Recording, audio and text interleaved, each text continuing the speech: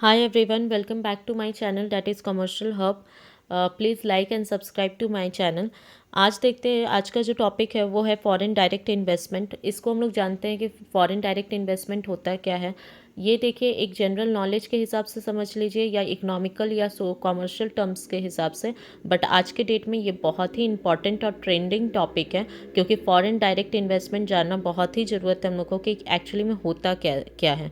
तो foreign direct investment means investment made by a foreign company और individual in a business of other country with the intention of long term control and management and not just earning short term profit।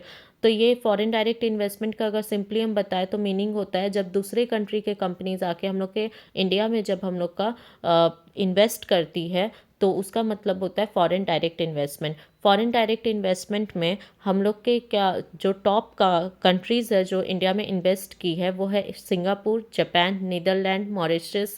ये सारी countries बहुत trending में है जो India में बहुत ही तेज़ी से ग्रो कर रही है और इन्वेस्ट कर रही है।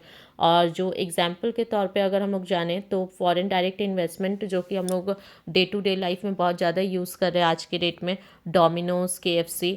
तो please foreign direct investment India में ज़्यादा ग्रो करना बिल्कुल भी अच्छी बात नहीं है और बिल्कुल भी अच्छा नहीं है। ऑल्दो आई नो कि उससे हम लोग को ग्रेटर नॉलेज आता है, बहुत कुछ आता है, न्यू टेक्नोलॉजी सीखने को मिलती है, बट इससे एक और डिसएडवांटेज है इंडिया में कि वो डॉलर का वैल्यूएशन बढ़ा देता है क्योंकि जब भी हम लोग शॉपिंग करते हैं वहाँ से तो वो हम लोग पे करते हैं डॉलर पे और वो इंडियन रुपीज़ का वैल्यू को घटाता है। सो प्लीज़ आई रिक्वेस्ट कि do visit the local shops and get all the things from there क्योंकि फॉरेन डायरेक्ट इन्वेस्टमेंट से हम लोग का इंडियन वैल्यू का रुपीज़ का वैल्यूएशन घटता है और डॉलर का वैल्यूएशन क्या होता है, बढ़ता है। So please visit the local shops and promote that.